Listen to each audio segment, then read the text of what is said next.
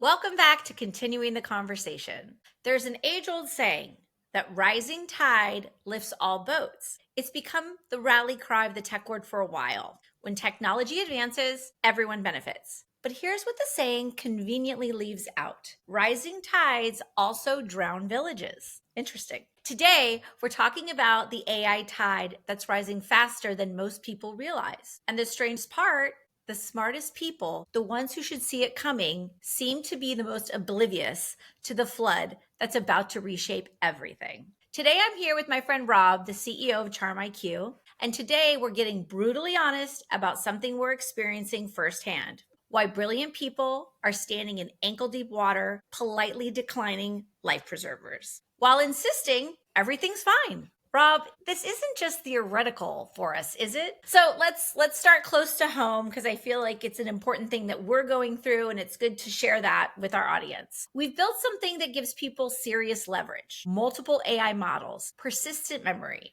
custom agents. We've shown it to brilliant executives, smart minds, entrepreneurs, tech enthusiasts, tech specialists, tech brilliant minds. They nod, they say, wow, this is cool, I get it, and then nothing. Rob, what are we seeing in real time that captures this strange disconnect where people say they understand, they get it, but then take no action? I'm interested to hear your thoughts. Thanks, Shalene. And as always, thank you for joining us in this conversation. I love these things every year. I love these things every week. Absolutely. Okay. We're in a strange time, I would say. We spend a lot of time talking to folks about AI, about tools and different techniques, about AI transformations and so forth. And what's so interesting about this is I think everyone is waiting for a particular moment. I just remember my early conversations with a lot of investors with CharmIQ and things like that. And all of them were saying things like, well, I have a problem with a spreadsheet. Can it come into a spreadsheet and help me fix these things? And on one hand, I'm sitting there discussing about thought partners. Like, wouldn't it be great if you had a team of experts that's sitting with you in every business meeting to help you think through alternative ideas and come up with strategic decisions and so forth? And on the other hand, people are like, well, I have a problem in this spreadsheet. So there's this really interesting divide between both what the tools are currently good at and what people desperately want from the tools. And I'll admit, this is kind of where this whole notion came from with this, using this rising tide lifts all boat kind of notion, which is, think about Siri. So WWDC was just started happening a couple of days ago, and Apple had promised us better, smarter Siri, which is what everyone seems to want and so forth. But we're not getting that. We don't have, I remember years ago, a friend of mine is like, I hear all the things that you're saying about AI, but I still can't get Alexa to turn on my lights. And I hear you. I really, really hear you. And I'm kind of circuitously answering the question, which is just kind of saying, like, what is everyone saying and feeling today? Which is, everyone just wants a tool. They just want their job to be easier. And what I'd gotten to was, like, we all have this vision of Rosie the robot from the Jetsons in our head, where we're just like, we just need this assistant that's like just doing all the stuff that we don't want to do. Like, you look at things like 11 Labs, they are racing towards what everyone is really chomping at the bit at. Is it's super expensive to have call centers. So it would be amazing if you could take level 1 support and you could give that to a machine where that machine sounded like a normal person, interacted with people in a normal way. So 11 Labs is just running hard at their latest V3, which is amazing conversation skills, real-time abilities and so forth. And that's when this rising tide thing really hit me, which is, if we're rising the tide to get like very human-like realistic speech and ability to do these things for the purpose of call center support, that rising tide, it doesn't care that voice actors are in there, right? Like, right. You solved a problem for call centers, but again, that rising tide just so happened to cover voice actors. Yes. And it covers like a whole lot of other things. So that's what I really want to try to get at in this conversation. That's like the visual that I want to give you. And I want to use my Rosie the robot again in the exact same way, and the Siri in the exact same way, which is, if we're rapidly trying to rise this thing up to like get you the fact that Siri is more useful and we get you the Rosie the robot more useful, just think about what that tide has covered in order to get there. And my true worry is that we are building generalized intelligences. Again, in the same way that just because 11 Labs is building this feature for call centers doesn't mean that we're not using it to replace voice actors. Right. And the same thing with video. Like, we're creating these really amazing video tools that people are just using on their like feed to just like show a video. But there's a lot of people in Hollywood who are starting to like really, I don't want to say take up arms, but they're really expressing concern about like, what does this mean? Again, this rising tide of these technologies that are being built for something over here that are doing over here. So what's interesting is that there's going to be specialized intelligence. So say car driving, where you just really, really, really focus it on a specialized task. But even in doing that, we're realizing that you really can't get there without rising a tide of a lot of things. So even in the case of very specialized intelligences, it ends up being more generalized than we would think. And again, I just picture that in your head that like, if we get to the point where Siri is actually useful, if we get you to the point where you have like a humanoid like robot in your house that performs all these tasks, then like, again, how far did that tide go? How many villages got covered during that whole process? So I presented two things there. One is, which everyone is saying, which is, again, I hear you, Rob, that we have potentially these thinking machines and so forth, but I just need help in this spreadsheet. Like, and then on the other side, again, we have things like 11 Labs, which is, again, helping mitigate the costs of call centers, but taking away lots of other jobs. So that's what we're seeing, is this really large dichotomy between things. And when you would normally think you would have really smart people that are kind of seeing this, I have not heard anyone mention these knock-on effects of these technologies where, again, as the tide rises, you start to cover the land. Yeah, I mean, so this is interesting, and there is a strange thing happening, and we're seeing it firsthand. The people who should be first to embrace the shift in the technology and the advancement at such high speeds, the experts, right? The high performers, the leaders, it's like their intelligence is working against them, or they're just like, I don't believe it. I don't want to see it. It can't be happening. So why do you think the sharpest people are often the ones who miss the biggest changes that of things that are happening around them? And who are some, this has happened before. We always look back historically in technology, and it's happened to other huge companies and big executives. Why do you think it's happening? And maybe looking back at some historical folks, what do you think, how they miss the mark now and then? Yeah, so this is interesting. I always call on poor IBM for these cases, or even companies like Sun Microsystems.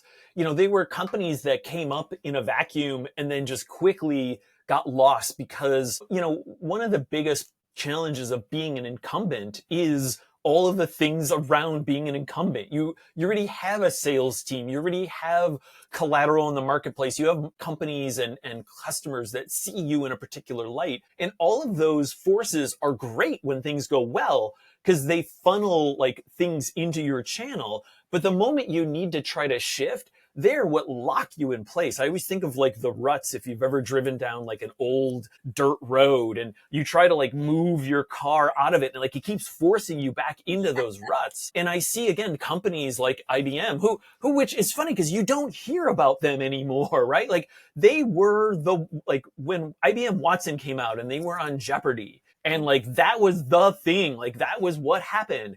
And you just don't hear about IBM anymore. But they've reinvented themselves so many times. I don't think that they're not going to be around through all of this. But again, like those are the kind of classical cases, which is, I don't know that they don't see it coming. I just think that when you're an incumbent, your day-to-day is so busy with being an incumbent. Like what's so funny about working and owning a company and running a company is that you don't plan for slop. Like your day is 195% allocated every single day. And you're just lucky you make it through the day. So like you don't have these spare cycles to be like, well, what does this new technology mean? Like you're already oversubscribed in your bucket. So, and normally, even if you were trying to be smart and if you booked in some amount of time in your day, it gets filled with the things that are part of your work already, right? So like somebody's going to come to you with a fire for that day and you don't have time to see ahead. And this is one of the reasons why, a lot of the people that I talk to, they're just like, well, I can't see that every technology takes time. Like you look at the standard adoption curves and they take time and all this stuff. And I fundamentally agree with them that that happens for these reasons, right? It just takes time. It takes time for new companies to come about. It takes time. But the evocative thing that I've been saying recently is I imagine a world in 5 years where Y Combinator, YC does not have humans in their cohort anymore. Why would you? Why would you not just put a half a zillion agents out there, come up with ideas, winnow that down to the top 10, and just have those be your this year's cohort? Like, what value in 5 years when you have smarter and smarter and smarter agents? Like, what value is there to have the human doing that anymore? So the reason I bring this up in the context of the incumbent thing is that normally it takes time to build up the new incumbent, right? The young upstart that comes into play. It takes time to build that organization. Anytime I think about when you raise money, typically the only reason you're raising money is either for marketing or to hire people, which may be the same thing. But nowadays there's so many different ways to do marketing that you can just dump all your money in something without hiring people. But again, that takes time. Like if you want to hire bodies, like that's 6 months. You got to put out JVs. You got to just like do all this stuff, go through all this stuff. But that's not true. It won't be true. And it's getting less and less true as these technologies get better and better. You can just spin up the things that you need. And then of course you have the other side, which is like, hey Rob, agentic stuff is poop right now. Like Siri is poop right now. Alexa is poop right now. You can barely do the things that you want. To which I say, I hear you, but there are areas in which this technology shines. So even when I was at the Wharton conference a couple of weeks back, everyone would always say, well, hallucinations are a big problem and so forth. To which I just say, pick things where hallucinations are helpful. Yes. So brainstorming, idea generation, coming up with like other ideas when you're working on a proposal, like all of these things, it excels at beyond comprehension. But again, we're not using it there. And what I would say is the standard problem, which is it's anytime you take a hard skill versus a soft skill. It is really easy to test somebody for a hard skill, right? So can you go into an Excel file and do a pivot, right? Like that is super easy to test against and so forth.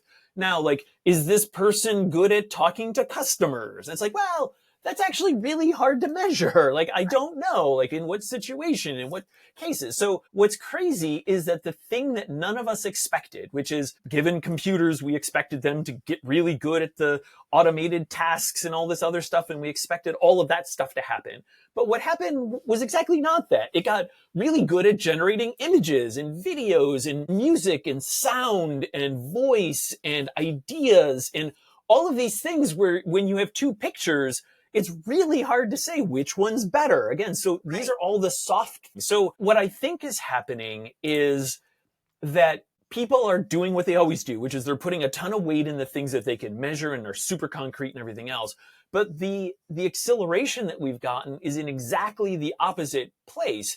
And again, I think that rising, by the time the tide rises to the point where you get that Rosie the robot, or you get that Siri or Alexa, or you get that assistant in your spreadsheet that's going to help you, I think the tide will have risen so high because we'll already have the voices and the visuals and like all this stuff. Like, I think it's just going to be, it's going to not go the way I think people are thinking that this is going to go. Yeah, exactly. I mean, it's been sneaky, right? AI doesn't feel like it's moving fast day to day, but when you look at holistically, it's not the typical mountain that tech has had to climb, right? It's so much faster. All of a sudden you're here and you're at the peak and you're like, whoa. Yes. And people don't really see or get that feeling, right? If they're not using it day to day or they're not following it from moment to moment and week to week. You know, for AI, what used to take months takes days, and what used to take years takes months. And we're just not used to that speed of evolution, right? And so that can be scary. All of a sudden it's here. So let's name names. It's not just jobs that are being replaced. And we're seeing that already today with people that answering the phone and call centers and first line,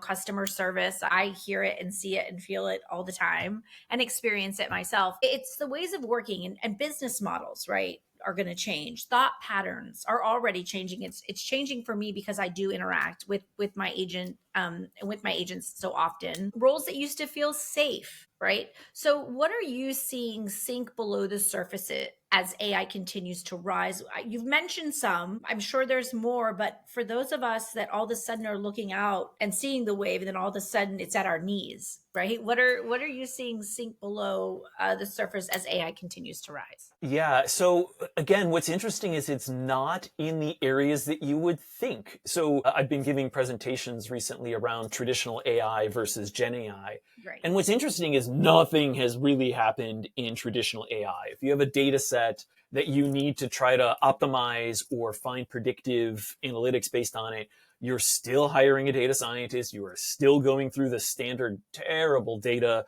cleaning tasks and like all of this stuff. Like that has not changed, which again, you would think when you hear this term AI, like every 5 seconds you hear it, you would think like, oh, I should be able to go in and like do more with my data. And the answer is no, like absolutely not. Nothing has changed there whatsoever.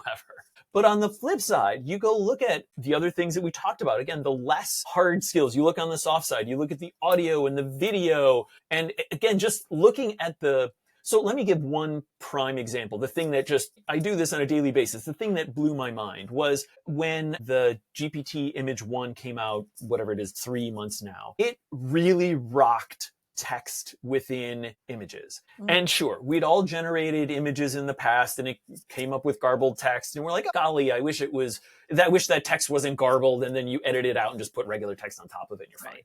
But the moment we actually got a tool that produced images with text, everyone's like, great, I can show a picture with a street sign now and the street sign doesn't look like garbage. And like, no, the rising tide went, and all I use it for now is generating slides. And because what is a slide other than an image with, because again, when you're looking at a slide deck and somebody shows you a screen, for all intents and purposes, that's an image. And so now all I do is, all these tools came out with like, Gamma, or I forget the name of it. It starts with a G.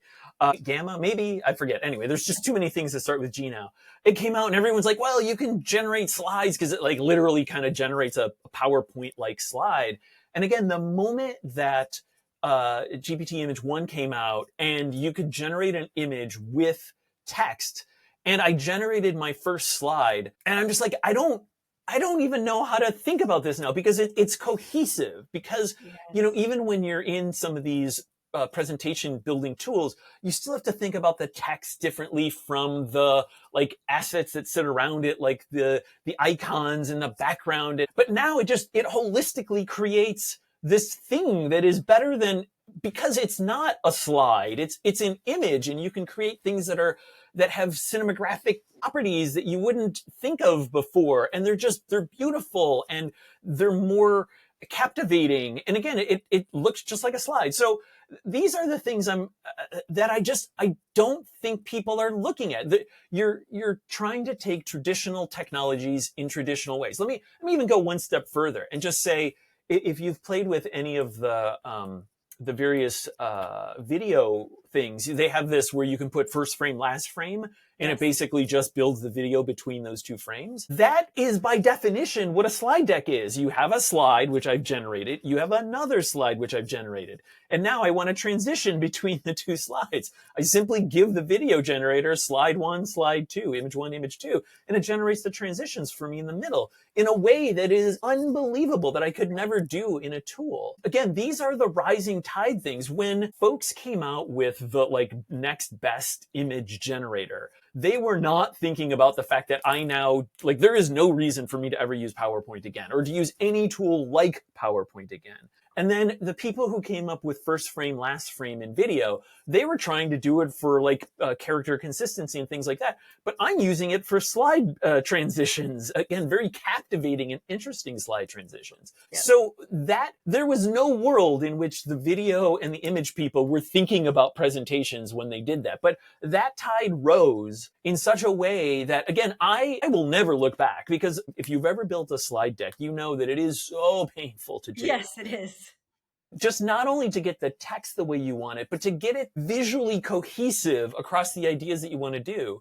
And even to sit down and try to describe the way you want to do it, it's terrible. But if you can sit there with a machine, as always, I just do this in Charm. I have my first set of charms that come through and help me with like my thinking about what I want to do. And then I just literally have the next set of charms that come through that just help me think about the visuals. And then it just goes boom, like there's the slide. There's no moving text around. There's no generating thises and thatses. It's like, boom, that's the slide. And I go, great. And then I go to the next one, boom, that's the slide. And then I hand it to the video thing and I'm like, make a transition. It goes boom. And it's just, again, like, this is what's going to continue to happen here. So like everyone's looking this way. They're like, well, you look at video generators and it's like, it's really terrible when you're trying to generate a movie.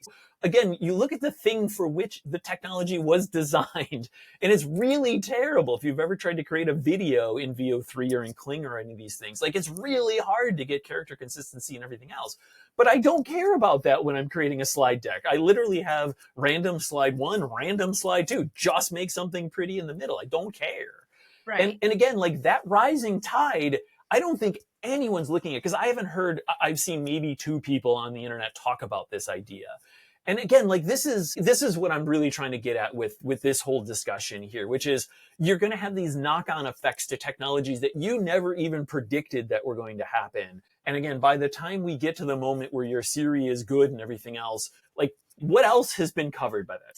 So many things have been covered because it took time to get there and everything's kind of moving so fast. I think you put the nail on the head. A lot of people just don't know what's happening. There's so many things happening at once. You go in to use a tool and you go, whoa, this is really advanced, right? Not only can it build the entire presentation for me, which we shouldn't even really call slides. I mean, they are, but they're really like motion pictures telling a story with beautiful visuals, right? And your story is just so much clearer and captivating because you've worked with your charms to create this compelling message to your target audience. What used to take us, a week or two to really, our marketing teams at Yahoo, we would submit the idea to them. It would take them a week or two to vet our idea into marketing that was in brand guidelines within colors and font and text and bullets. And boom, 2 weeks later, we'd get a draft and then give feedback. Now I can do it at my desk, right? I can do it on my laptop. And it's compelling, it's beautiful, it's thought-provoking, and it's above what I submitted to my agents, right? Mm-hmm. It's created it. So I think there's so much happening, and people probably listening right now is like, Rob, where do I get this magic, platform that I can tell my thoughts to and help me work through problems, and then boom, create this beautiful visual presentation. It's Charm IQ, but and other tools. So let's talk about what people can do, right? Let's start to talk about what people can do. If someone's starting to realize because they're listening and they're thinking about some of the advancements they've tried or that they're hearing about, to realize that they're standing in rising water, right? Every one of us, everyone listening and not listening is standing in rising water. How do they climb to higher ground? And how do you know if you're in the danger zone? And what's the first move or the second move once you realize maybe after this podcast, and where should they start? Yeah, I'm going to always go back to my tried and true, which is we're past the point where you can't not be trying this stuff on a daily basis. I've definitely, I'm at a bit of a, well, I'll say advantage, but I'm at a disadvantage in this case in that I've always been an explorer. If there's one thing I have learned through all of the startups that I've worked with, especially those that are direct to customer, is that people are not explorers. We've given them interfaces that have rich functionality, but you had to actually go look for it and so forth. And people just don't. And that worries me during this time. So, how do you, it's standard things that I would say if you're like a burgeoning writer, like write down your thoughts. So every day just get used to thinking about thinking, get used to looking at new ideas and thinking about how you might apply them differently. Don't think about whether judgment of it. Like, is this idea dumb or not? Like we're so past that, and especially with the LLMs as they are today, they're extremely they're the nicest friends you'll ever have. So normally you'd come up with an idea and tell a spouse or a friend or something, and they'd just give you that look. And now you talk to the LLMs, and sure, there's a bit of psychophanty and all this other stuff going on. But you look at these things and they're like, yeah, that's a decent idea. Let's take this forward. And sometimes that's what you need. So, tell your favorite LLM, take an idea or literally just say hey, like, let's have a brainstorming session about things that are going on. Like, how else could we use in my environment? How else could we use image generation? Just, again, just get used to new ideas. Because if I've said one thing in this series has been the AQ, the adaptability quotient that we all are going to have to start getting really high scores on, is going to be necessary here. So all the standard tips and tricks, like even if it means like literally start writing today, just pick a thing you want to do, like start creative writing and try to use the tools that are available in that way and just see if you can. You can create videos now. Effectively, everyone has a free tier on their platforms. Just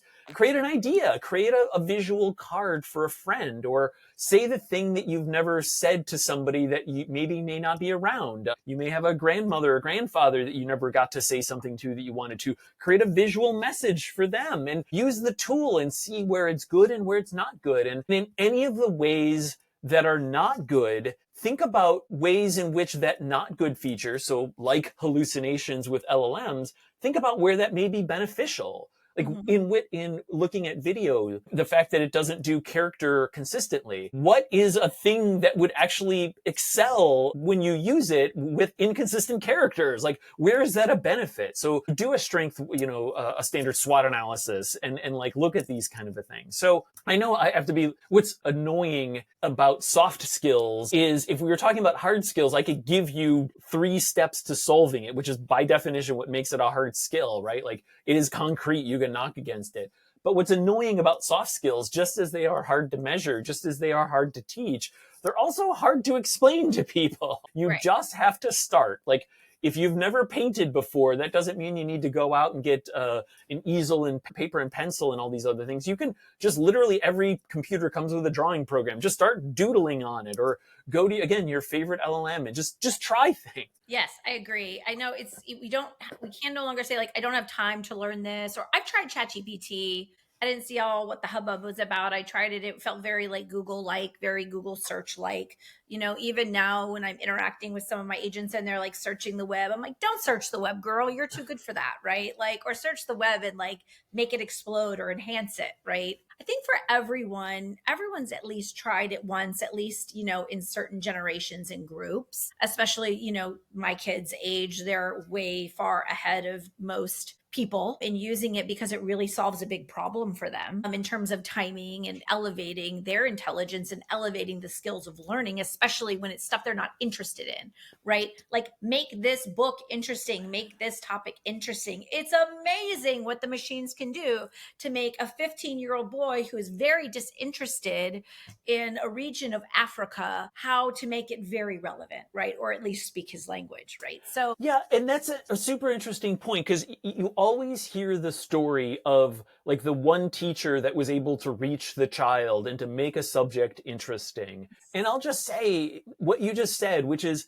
these LLMs are really good at that stuff. They're very really good at giving this broad knowledge of just finding the thing that helps you find the joy in the thing. So it's not about making Shakespeare interesting to you. It's like maybe you need the context around it as to that's why it was never interesting because it's from something from the 1500s. Why should I care today? And right. then you may want to talk about the fact that the ideas that were presented there are like more relevant now than they were like the 500-ish years ago. Like that may get you really turned on. You're like, oh, well, that's interesting. Like, I want to read this. Like, what are those ideas? Or you take some of the macabre aspects of it. You look at the various there's always somebody getting killed in these things, and you're just like, or the twisted sisters of the witch's brew and things like that, and then you realize that's where some of these names come from bands that you've heard of, and you're just like, wow, that's really cool. Like maybe there's another band name in like Shakespeare, and like then that's the hook that gets you excited. And again, like LMs are amazing at those kind of things. I think they're not only amazing, but you've mentioned this before, but they're encouraging, they're complimentary, Yes. right? And a lot of times teachers, some, not all, aren't giving the good feedback, right? Aren't saying, great job, way to go, you got it, you get it. right? And giving positive feedback along the way. I think, in my own household and in my own practice, using AI daily is important. It's not just asking it random questions like a Google question. It's really doing the deep dive or the hard work or working through something that may be controversial or difficult to understand, whether it's a conversation with a loved one, with a friend, with a boss. Tracking what it replaces or enhances, right? It's mind-blowing once you hit that moment, you get that aha moment, like, whoa, that was life changing right there. That was mind changing. And you don't have to be a tech person, right? You don't have to be some high tech person. You just have to have a human with a problem, a Yeah. human with a goal, a Hmm. human with an interest, and kind of partnering with the AI and doing it on a regular basis, right? So I think that, I'm hearing a lot of people say like, wow, and a lot of my friends have named their agents, which I love. We have all these identities, right? Like, let me go ask Vera, let me go ask Nora, let me go ask Sora, right? And it's funny to see my friends, my social circles, how their relationships are evolving. And then I have friends that haven't even started. So it's interesting. There's all kinds of people out there at all different levels. But the most important point that we always say is just get started, right? The water may be at your ankle, soon to be at your knee, but just get started. So this is one of our most honest conversations yet. We've both felt the frustration of showing someone a powerful tool that can really elevate their own intelligence, give them back time in their day, make them a better, stronger, faster version of themselves. And they've walked away from it. And I don't know if it's too intimidating, they're not ready, but like the time is now, right? I don't want to have this conversation 6 months from now, or the people coming back to me and saying, oh my gosh, I should have done that 6 months ago. That's the conversations I don't want to have, right? So get started. And I think that the fact that we're sharing that openly makes this message more real today. And here's the truth: AI is rising fast. And the question isn't if change is coming, it's whether you'll be underwater or on a boat, right? So if this Yes. conversation has made you feel uncomfortable, that's good. That's a good thing. That feeling tells you it's time to move, whether it's hands on keyboard, or my favorite way to interact with all of my favorite agents is voice to text. Mhm. I really don't type on my keyboard anymore when I'm interacting with all of my dudes and all of my agents. It's a shortcut, and I have conversations and conversations back. So that's the feeling that tells you it's time to move. It's time to move. And we're here to help. And there's tons of tools out there. Our goal is just to get you started. If you have questions, if you have concerns, if you have feedback for us, please comment. Let us know. Reach out to us. We have these conversations weekly, and we'd love to hear from you. Links to Charm IQ and our past conversations are below. And as always, we'll be back soon with more real talk about what's happening, what's coming, and what we think, and how to stay ahead of it. I think that's the goal. So, Rob, thank you, not just for Thank your you. insight, but for saying the hard stuff people won't say, that you don't read in the headlines, because the tides are rising and we want to make sure everyone's on the board, or at least on higher ground. So, we'll see you next week, everyone. Thanks for joining us. See you soon. Thank Bye. you. Bye.